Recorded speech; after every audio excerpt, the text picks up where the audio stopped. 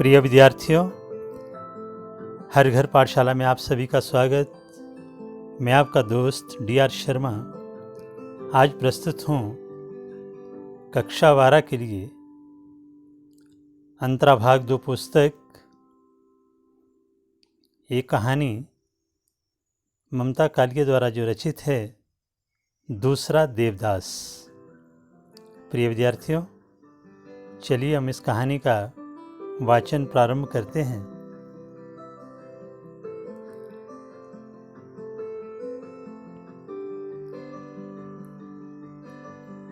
कहानी की कुछ भूमिका के बारे में आपको बताते हैं।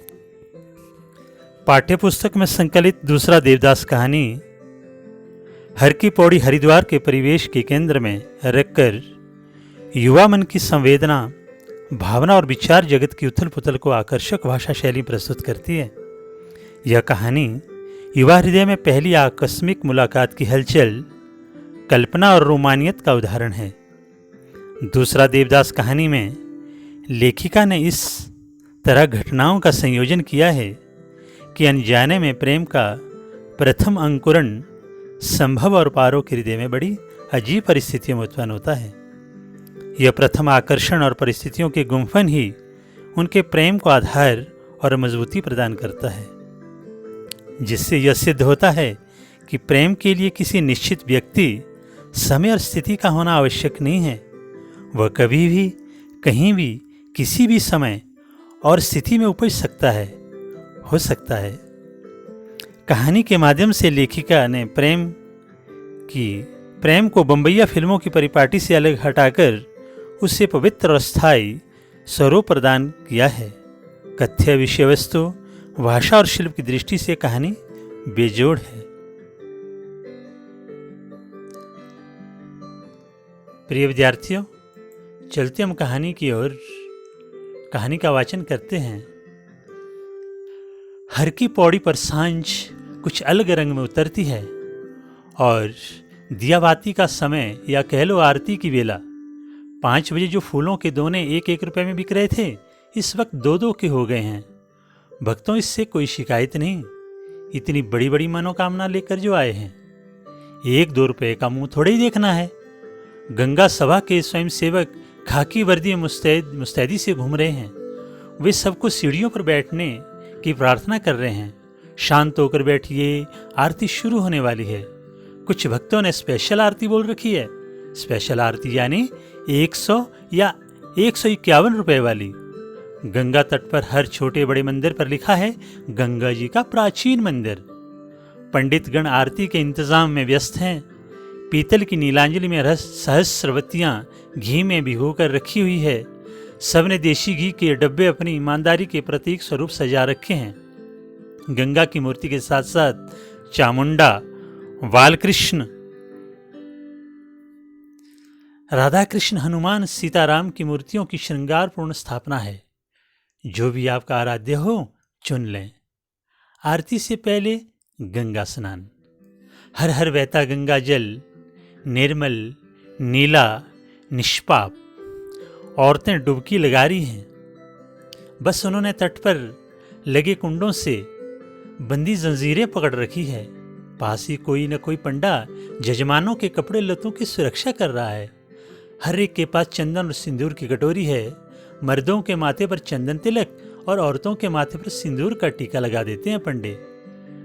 कहीं कोई दादी बाबा पहला पोता होने की खुशी में आरती करवा रहे हैं, कहीं कोई नई बहू आने की खुशी में। अभी पूरा अंधेरा नहीं घिरा है, गोधूली बेला है। यकायक सहस्र दीप जल उठते हैं। पंडित अपने आसन से उठ खड़े होते हैं। हाथों में अंगोछा लपेट के पंचमंजरी नीलांजलि पकड़ते हैं और शुरू हो जाती है आरती। पहले पुजारियों के भर्राए गले से संवेद स्वर उठता है। जय गंगे माता, जो कोई तुझको ध्याता, सारे सुख पाता। जय गंगे माता। घंटे घड़ियाल बजते हैं। मनौतियों के दिए जले हुए फूलों की छोटी छोटी किश्तियां गंगा की लहरों पर इठलाती हुई आगे बढ़ती हैं। गोताखोर दोने पकड़ उनमें रखा चढ़ावे का पैसा उठाकर मुंह में दबा लेते हैं। एक औरत ने 21 दोने तैराए हैं। गंगा पुत्र जैसे ही एक दोने से पैसा उठाता है और अगला दोना सरका देती है। गंगा पुत्र उस पर लपकता है कि पहले दोने की दीपक से उसके लंगोट में आग की लपट लग जाती है। पास खड़े लोग हंसने लगते हैं, पर गंगा पुत्र हतप्रभ नहीं होता। वह झट गंगा जी में बैठ जाता है। गंगा मैया उसकी जीविका और जीवन है। इसके रहते वो 20 चक्कर मुंह में भर भर रेजगारी बटोरता है।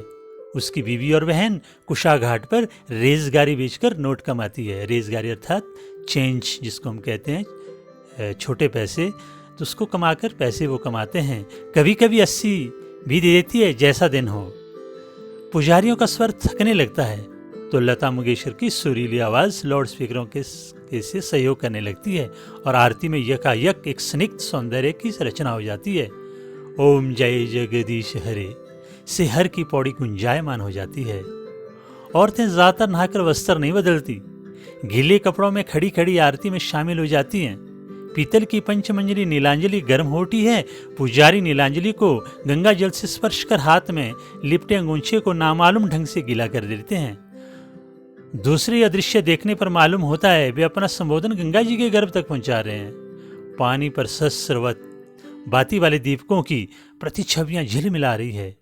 पूरे वातावरण में अगर चंदन की दिव्य सुगंध है। आरती के बाद बारी है संकल्प और मंत्रोच्चार की। भक्त आरती लेते हैं, चढ़ावा चढ़ाते हैं। स्पेशल भक्तों से पुजारी ब्राह्मण भोज दान मिष्ठान की धनराशि कबुलवाते हैं। आरती क्षण इतने भव्य और दिव्य रहे हैं कि भक्त कभी हुज्जत नहीं करते, खुशी खुशी दक्षिणा देते हैं। पंडित जी प्रसन्न होकर भगवान के गले से माला उतार उतार कर यजमान के गले में डालते हैं, फिर जी खोलकर दान देते हैं। प्रसाद इतना कि अपना हिस्सा खाकर भी ढेर सा बच जाता है। बांटने के लिए मुरमुरे, इलायची दाना, केले और पुष्प। खर्च हुआ पर भक्तों के चेहरे पर कोई मलाल नहीं। कई खर्च सुखदायी होते हैं। कुछ पंडे अभी भी अपने तख्त पर जमे हैं। देर से आने वाले भक्तों का स्नान ध्यान अभी जारी है। आरती के दोने अब 1 रुपए में बिकने लगे हैं। अब उनकी कीमत कम हो गई है। गंगा जल आकाश के साथ रंग बदल रहा है। प्रिय विद्यार्थियों, अब हमारे जो कहानी के नायक है उनका प्रवेश होता है। संभव काफी देर से नहा रहा था। जब घाट पर आया तो मंगल पांडे बोला, का हो जजमान, बड़ी देर लगाई दी, हम तो डर गए थे। तो संभव हंसा। उसके एक सार खूबसूरत दांत सांवले चेहरे पर फब उठे। उसने लापरवाही से कपड़े पहने और जांघिया निचोड़कर थैले में डाला। जब वो कुर्ते से पहुंचकर चश्मा लगा रहा था, पंडे ने उसके माथे पर चंदन तिलक लगाने को हाथ बढ़ाया। उसने चेहरा हटा लिया तो मंगल पंडा ने कहा, चंदन तिलक के बगैर स्नान अधूरा होता है बेटा। संभव ने चुपचाप तिलक लगवा दिया। वह वापस सीढ़ियां चढ़ ही रहा था कि पौड़ी पर बने एक छोटे से मंदिर के पुजारी ने आवाज लगाई, अरे दर्शन तो करते जाओ। संभव ठिठक गया। उसकी इन चीजों में नियमित आस्था तो नहीं थी, पर नानी ने कहा था मंदिर में 20 आने चढ़ा कर आना। संभव ने कुर्ते की जेब में हाथ डाला। 1 रुपए का नोट तो मिल गया, पर चवानी के लिए उससे कुछ प्रयत्न करना पड़ा। चवन्नी जेब में नहीं थी। संभव ने थैला खखोरा। पुजारी ने उसकी परेशानी ताड़ ली। इधर आओ, हम दें रेजगारी अर्थात छोटे पैसे। संभव ने झेंपते हुए 1 का नोट जेब में रखकर 2 का नोट निकाला। पुजारी जी ने चरणामृत दिया और लाल रंग का कलावा बांधने के लिए हाथ बढ़ाया। कलावा अर्थात मौली जो हाथ में बांधी जाती है। संभव का ध्यान कलावे की तरफ नहीं था, वो गंगा जी की छटा निहार रहा था। तभी एक और दुबली नाजुक सी कलाई पुजारी की तरफ बढ़ाई। पुजारी ने उस पर कलावा बांध दिया। उस हाथ ने थाली में 5.25 रुपए रखे।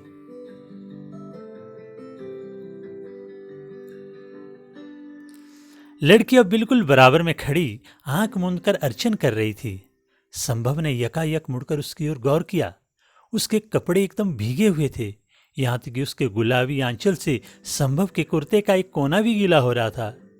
लड़की के लंबे गीले वाल पीठ पर काले चमकीले शॉल की तरह लग रहे थे। दीपकों के नीम उजाले में, आकाश और जल की सांवली संधि बेला में लड़की बेहद सौम्य, लगभग कांस्य प्रतिमा लग रही थी। लड़की ने कहा, पंडित जी, आज तो आरती हो चुकी, क्या करें, हमें देरी हो गई। पुजारी ने उत्साह से कहा, इसमें क्या, हम यहां कराई दें। का करना है, का कराना है, संकल्प, कल्याण मंत्र, आरती, जो कहो। नहीं, हम कल आरती की बेला आएंगे, लड़की ने कहा। संभव इंतजार में खड़ा था कि पुजारी उससे 75 पैसे लौटाए, लेकिन पुजारी भूल चुका था। जाने कैसे पुजारी ने लड़की के हम को युगल अर्थ में ले लिया, अर्थात लड़की ने जो हम कल फिर से आएंगे, इसको युगल अर्थ अर्थात दोनों जोड़ों के रूप में ले लिया।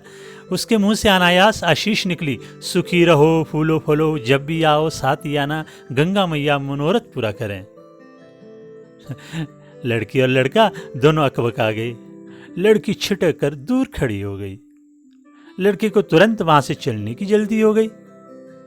शायद उनकी चप्पलें एक ही रखवाले की यहां रखी हुई थी।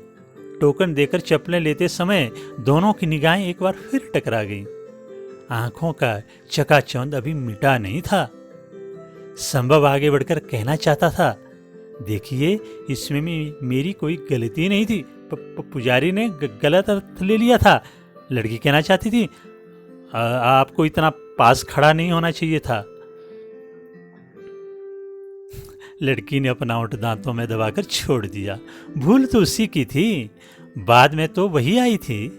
अंधेरे से घबराकर कहाँ कितनी पास खड़ी हुई उसे कुछ खबर नहीं थी, लेकिन बातचीत के लायक दोनों की मनस्थिति नहीं थी, पहचान भी नहीं।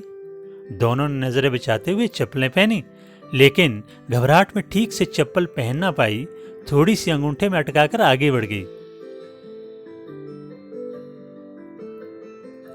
संभव ने आगे लपक कर देखना चाहा कि लड़की किस तरफ गई। वो घाट की भीड़ को काटता हुआ सब्जी मंडी पहुंच गया। हर की पौड़ी और सब्जी मंडी के बीच अनेक घुमावदार गलियां थी। लड़का देख नहीं पाया लड़की कहां ओझल हो गई। नानी का घर करीब आ गया था, लेकिन लड़का घर नहीं गया। वो वापस अनदेखी गलियों में चक्कर लगाता रहा। उसने चूड़ी की समस्त दुकानों पर नजर दौड़ाई। हर दुकान पर भीड़ थी, पर एक भीगी गुलाबी आकृति नहीं थी। आखिर भटकते भटकते संभव हार गया। पस्त कदमों से वो घर की ओर मुड़ा। नानी ने द्वार खोलते हुए कहा, कहाँ रह गए थे लल्ला? मैं तो जी में बड़ा कांप रही थी। तुझे तो तैरना भी ना आवे, कहीं पैर फिसल जाता तो मैं तेरी माँ को कौन मुंह दिखाती? संभव कुछ नहीं बोला। थैला तख्त पर पटक पैर धोने नल के पास चला गया। नानी बोली, ब्यालू कर ले। ब्यालू अर्थात रात के खाने को कहते हैं। संभव फिर नहीं बोला। नानी की आती की एक बात को कई बार कहती थी। संभव तख्त पर लेट गया। नानी ने कहा, थक गया ना? अरे तुझे मेले ठेले में चलने की आदत थोड़ी ही है। कल वैसाखी है, इसलिए भीड़ बहुत बढ़ गई है। अभी तो कल देखना तिल धरने की जगह नहीं मिलेगी पौड़ी पर। चल उठ, खाए हुए को खा ले। मुझे भूख नहीं है, संभव ने कहा और करवट बदली। अरे क्या हो गया? स्नान के बाद भूख ना चमकी, तभी ना इतनी सीख सी सिलाई दी है। मैंने सविता से पहले ही कही थी, इसे अकेले ना भेज, यहां जी ना लगे इसका। नानी पास खड़े कटोले पर अदलेटी हो गई। उम्र के साथ साथ नानी की काया इतनी संक्षिप्त हो गई थी कि वो फैल कर बसर कर सोती तो उनके लिए कटोला पर्याप्त था, पर उन्हें सिकुड़कर गठरी बनाकर सोने की आदत थी।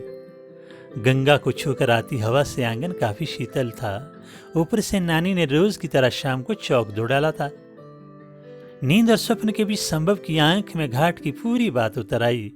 लड़की की आंख मूंद कर अर्चन करना, माथे पर भीगी बालों की लट, कुर्ते को छूता हुआ उसका गुलाबी आंचल, और पुजारी से कहता उसका सौम्य स्वर, हम कल आएंगे। संभव की आंख खुल गई। वह तो भूल ही गया था लड़की ने कलवा आने का वचन दिया था। संभव आशा और उत्साह से उठ बैठा। नानी को झकझोरते हुए बोला, नानी नानी चलो खा लो, मुझे भूख लगी है। नानी को नींद झूले के समान थी, कभी गहरी कभी उथली। उथले झोटे में उन्हें देवते हुए सुधाई, वे रसोई से थाली उठा लाई। संभव ने बहुत मगन होकर खाना शुरू किया। वाह नानी, क्या आलू टमाटर बनाया है। माँ तो ऐसा बिल्कुल नहीं बना सकती। ककड़ी का रायता मुझे पसंद है। खाते खाते संभव को याद आया, आशीर्वचन की दुर्घटना तो बाद में घटी थी। वह कौर हाथ में लिए बैठा रहा। उसकी आंखों के बीच आगे कुछ घंटों पहले का सारा दृश्य घूम गया। पुजारी का वो मंत्रोच्चार जैसा पवित्र उद्गार, सुखी रहो फूलो फलो, सारे मनोरथ पूरे हों, जब भी आओ साथ ही आना, लड़की का चिहुकना, छिटक कर दूर खड़े होना, घबराहट में चप्पल भी ठीक से ना पहन पाना और आगे बढ़ना। संभव ने विचलित स्वर में कहा, मुझे भूख ना है, मैं तो यूं ही उठ बैठा था। सारी रात संभव की आंखों में शाम मंडराती रही। उसकी ज्यादा उम्र नहीं थी, इसी साल एमए पूरा किया था। अब वह सिविल सर्विस की प्रतियोगिता में बैठने वाला था। माता पिता का ख्याल था वह हरिद्वार जाकर गंगा जी के दर्शन कर ले तो वे खटके सिविल सेवा में चुन लिया जाएगा। लड़का इन टोटकों को नहीं मानता था, पर घूमना और नानी से मिलना उसे पसंद था। अभी तक उसके जीवन में कोई लड़की किसी अहम भूमिका में नहीं आई थी। लड़कियां या तो क्लास में बाईं तरफ की बेंचों पर बैठने वाली एक कतार थी, या फिर ताई चाची की लड़कियां जिनके साथ खेलते खाते वो बड़ा हुआ था। इस तरह वो बिल्कुल अकेली अनजान जगह पर एक अनाम लड़की का सद्य सनात दशा में सामने आना, पुजारी का गलत समझना, आशीर्वाद देना, लड़की का घबराना और चल देना, सब मिलाकर एक नई निराली अनुभूति थी जिसमें उसे कुछ सुख और ज्यादा बेचैनी लग रही थी। उसने मन ही मन तय किया कि कल शाम 5 बजे से वो घाट पर जाकर बैठ जाएगा। पौड़ी पर इस तरह बैठेगा कि कल आने वाले पुजारी के देवालय पर सीधी आंख पड़े। उसने तो लड़की का नाम भी नहीं पूछा। वैसे वह हरिद्वार की नहीं लगती थी। कैसी लगती थी? संभव ने याद करने की कोशिश की। उसे सिर्फ उसकी दुबली पतली काया, गुलाबी साड़ी और भीगी भीगी श्याम सलोनी आंखें दिखाई दी। उसे अफसोस था कि वो उसे ठीक से देख नहीं पाया, पर यह तय था कि उसे हजारों की भीड़ में पहचान लेगा। अभी चिड़ियों ने आंगन में लगे अमरूद के पेड़ पर चहचहाना शुरू ही किया था कि नानी ने आवाज लगा दी, लल्ला चलेगा गंगा जी, आज बैसाखी है। संभव को लगा वो रात भर सोया नहीं है। नानी की मौजूदगी में जैसे संकोच हो रहा था। उसने कहा, तुम मेरे भी नाम की डुबकी लगा लेना नानी, मैं तो नहीं, अभी सोऊंगा। नानी द्वार उड़गाकर चली गई तो लड़के ने अपनी कल्पना को निर्द्वंद छोड़ दिया। आज जब सलोनी उसे दिखेगी तो वह उसके पास जाकर कहेगा, पुजारी जी की नादानी का मुझे बेहद अफसोस है। यकीन मानिए पंडित जी मेरे लिए भी उतने ही अनजान है जितने आपके लिए। लड़की कहेगी, कोई बात नहीं। वह पूछेगा, आप दिल्ली से आई हैं? लड़की कहेगी, नहीं, हम तो के हैं। बस उसके हाथ पते की बात लग जाएगी। अगर उसने रुख दिखाया तो वह कहेगा, मेरा नाम संभव है और आपका? वह क्या कहेगी? उसका नाम क्या होगा? वो बीए में पढ़ रही होगी या एमए में? इन सवालों के जवाब में वह अभी ढूंढ ही नहीं पाया था कि नानी वापस आ गई। ले, तू अभी तक सुपने ले रहा है? वहां लाखन लाख लोग नहान कर लिए। अरे कभी तो बड़ों का कहा कर लो। लड़की की तंद्रा नष्ट हो गई। नानी उबाच के बीच अपने 9-2-11 हो गए, सपने 9-2-11 हो गए। लड़के ने उठते उठते तय किया कि इस वक्त वो घाट तक चला जाएगा, पर नहाएगा नहीं। हाथ मुंह धोकर प्रार्थना कर लेगा, कुछ देर पौड़ी पर बैठ गंगा की जलराशि निहारेगा, लौटते हुए मथुरा जी की प्राचीन दुकान से गर्म जलेबी खरीदेगा और वापस आ जाएगा। उसने कुर्ते की जेब में 20 का नोट डाला और चल दिया। वास्तव में पौड़ी पर आज अद्भुत भीड़ थी। गंगा के घाट से भी चौड़ा मानव रेला दिखाई दे रहा था। भोर की आरती हो चुकी थी, लेकिन भजन जोर जोर से चल रहे थे। नारियल, फूल और प्रसाद की घनघोर बिक्री थी। भीड़ लड़के ने दिल्ली में भी देखी थी, बल्कि रोज देखता था। दफ्तर जाती भीड़, खरीद फरोख्त करती भीड़, तमाशा देखती भीड़, सड़क क्रॉस करती भीड़। लेकिन इस भीड़ का अंदाज निराला था। इस भीड़ में एक सूत्रता थी। न यह जाति का महत्व था, न भाषा का महत्व, उद्देश्य का था, और वह सबका समान था, जीवन के प्रति कल्याण की कामना। इस भीड़ में दौड़ नहीं थी, अतिक्रमण नहीं था, और फिर भी अनोखी बात यह थी कि कोई भी स्नानार्थी किसी सैलानी आनंद में डुबकी नहीं लगा रहा था, बल्कि स्नान से ज्यादा समय ध्यान ले रहा था। दूर जलधारा के बीच एक आदमी सूर्य की ओर उन्मुख हाथ जोड़े खड़ा था।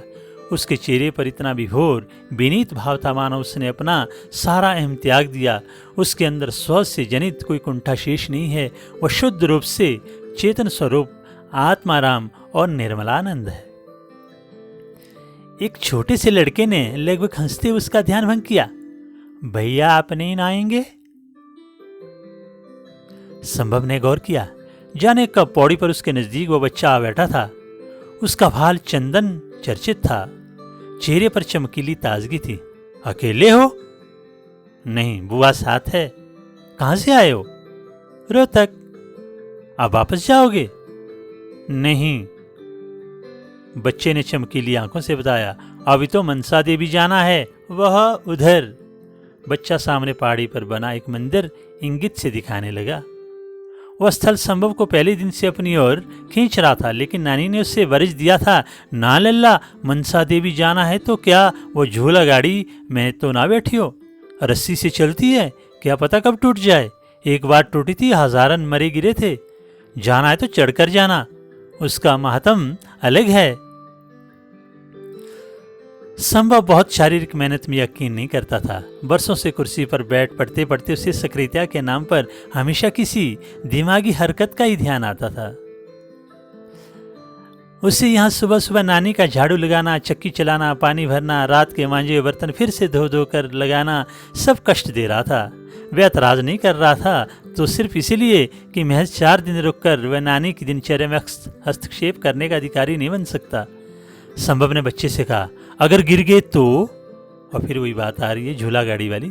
बच्चा हंसा। इतने बड़े होकर डरते हो भैया? गिरेंगे कैसे, इतने लोग जो चढ़े जा रहे हैं। शहर के इतिहास के साथ साथ संभव उसका भूगोल भी आत्मसात करना चाहता था। इसलिए थोड़ी देर बाद वह अटकता भटकता उस जगह पहुंच गया जहां से रोपवे शुरू होती थी। रोपवे के नाम पर कोई धर्माडंबर नहीं था। उषा ब्रेको सर्विस की खिड़की के आगे लंबा क्यू था, अर्थात लाइन लगी थी। वहीं मनसा देवी पर चढ़ने वाली चुनरी और प्रसाद की थैलियां बिक रही थी, 5, 7 और 11 रुपए की। कई बच्चे बिंदी पाउडर और उसके सांचे बेच रहे थे, 3-3 रुपए। उन्होंने अपनी हथेली पर कलात्मक बिंदियां बना रखी थी नमूने की खातिर। उससे पहले संभव ने कभी बिंदी जैसे श्रृंगार प्रसाधन पर ध्यान नहीं दिया था, पर अब यकायक उसे बिंदियां बहुत आकर्षक लगने लगी थी। मन ही मन उसने एक बिंदी उस अज्ञात यौवना के माथे पर भी सजा दी। मांग में तारे भर देने जैसे कई गाने उससे आधे अधूरे याद आकर रह गए। उसका नंबर बहुत जल्द आ गया। अब वह दूसरी कतार में था जहां से केबल कार में बैठना था। सभी काम बड़ी तत्परता से हो रहे थे। जल्दी वह उस विशाल परिसर में पहुंच गया जहां लाल, पीली, नीली, गुलाबी केबल कार बारी बारी से आकर रुकती, 4 यात्री बैठाती और रवाना हो जाती। केबल कार का द्वार खोलने और बंद करने की चाबी ऑपरेटर के नियंत्रण में थी। संभव ही गुलाबी केबल कार में बैठ गया। कल उससे गुलाबी के सिवा और कोई रंग ही नहीं सुहा रहा था। उसके सामने की सीट पर एक नवविवाहित दंपति चढ़ावे की बड़ी थैली और एक वृद्ध चढ़ावे की छोटी थैली लिए बैठे थे। संभव को अफसोस था कि वह चढ़ावा खरीद कर नहीं लाया। इस वक्त जहां से केबल कार गुजर रही थी, नीचे कतारबद्ध फूल खिले हुए थे। लगता था रंग बिरंगी वादियों से कोई हिंडोला उठा जा रहा है। एक बार चारों ओर के विहंगम दृश्य में मन रम गया तो ना मोटे मोटे फौलाद के खंभे नजर आने लगे और भारी केबल वाली रोपवे। पूरा हरिद्वार सामने खुला था। जगह जगह मंदिरों के बुर्ज, गंगा मैया की धवलधार और सैकड़ों के खूबसूरत घुमाव। नीचे सड़क के रास्ते चढ़ते हाँफते लोग, लिमका की दुकानें और नाम अनाम पेट।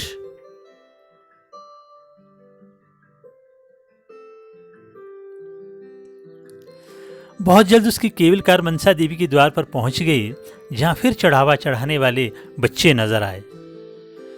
संभव ने एक थैली खरीद ली और सीढ़ियों पर चढ़कर प्रांगण में पहुंच गया। नाम मनसा देवी का था, पर वर्चस्व सभी देवी देवताओं का यहां मिला जुला था।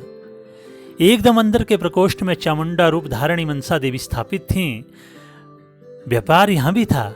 मनोकामना के हेतु लाल पीले धागे ₹1.25 में बिक रहे थे। लोग पहले धागा बांधते, फिर देवी के आगे शीश नवाते। संभव ने भी पूरी श्रद्धा के साथ मनोकामना की गांठ लगाई, सिर झुकाया, नैवेद्य चढ़ाया और वहां से बाहर आ गया। आंगन में रुद्राक्ष मालाओं की अनेक गुमटियां थी, जहां ₹10 से लेकर 3000 तक की मालाओं पर लिखा था असली रुद्राक्ष। नकली साबित करने वालों को ₹500 इनाम। एक तरफ हलवाई गर्म जलेबी, पूरी कचौड़ी छान रहे थे। मेले का माहौल था। संभव वापस केवल कार की कतार में लग गया। वापसी का रास्ता ढलवा था। कार और भी जल्दी नीचे पहुंच रही थी। इस बार संभव के साथ 3 समवयस्क लड़के बैठे हुए थे। वे केवल कार की ढलवा दौड़ देख रहा था कि यकायक 2 आश्चर्य एक साथ घटित हुए। वह बच्चा जो पौड़ी पर उसके करीब आकर बैठ गया था, दूर पीली केबल कार में नजर आया। बच्चे की लाल कमीज उससे अच्छी तरह आई जाती, हालांकि इतनी दूर से उसका चेहरा स्पष्ट नहीं आ रहा था। और बच्चे से सटी हुई जो दुबली पतली श्याम सलोनी आकृति बैठी थी, वह थी वही लड़की जो कल शाम की झुटपुटे में हर की पौड़ी से उससे टकराई थी। संभव बेहद बेचैन हो गया। वह दाएं बाएं झुक कर चीखने की कोशिश करने लगा। उसका मन हुआ पंछी की तरह उड़कर पीली केबल कार में पहुंच जाए। बहुत जल्द केबल कार वापस नीचे पहुंच गई। संभव ने आगे जाते जाते बच्चे को लपककर कंधे से थाम लिया और बोला, कहो दोस्त। बच्चे ने अच्छा कर उसकी ओर देखा। अरे भैया। फिर रुककर बोला, हमने सोचा जब हमारा दोस्त नहीं डरता तो हो जाए एक ट्रिप। तभी आगे से एक महीन सी आवाज ने कहा, मन्नू घर नहीं चलना है। बालक मन्नू ने कहा, अभी आया बुआ। स्वर ने अस्फुट स्वर में पूछा, ये तुम्हारी बुआ है? और क्या? मन्नू ने आश्चर्य के साथ जवाब दिया। हमें नहीं मिलाओगे? हम तो तुम्हारे दोस्त हैं। मन्नू बाकी उसका हाथ खींचता हुआ चल दिया। बुआ बुआ, इनसे मिलो, ये हमारे नए दोस्त। उसने प्रश्नवाचक नजरों से संभव को देखा। अपना नाम खुद बताए। वे अपना नाम बताता, इससे पहले उसी महीन मीठी आवाज ने कहा, ऐसे कैसे दोस्त हैं तुम्हारे? तुम्हें उनका नाम भी नहीं पता? अब संभव ने गौर किया। बिल्कुल वही कंठ, वही उलाहना, वही अंदाज। पुलक से उसका रोम रोम हिल उठा। हे ईश्वर, उसने कब सोचा था कि मनोकामना का मौन उद्गार इतनी शीघ्र शुभ परिणाम में बदल जाएगा। लड़की ने आज गुलाबी परिधान नहीं पहना था, पर सफेद साड़ी में लाज से गुलाबी होते हुए उसने मनसा देवी पर एक और चुनरी चढ़ाने का संकल्प लेते हुए सोचा, मनोकामना की गांठ भी अद्भुत अनूठी है, इधर बांधो उधर लग जाती है।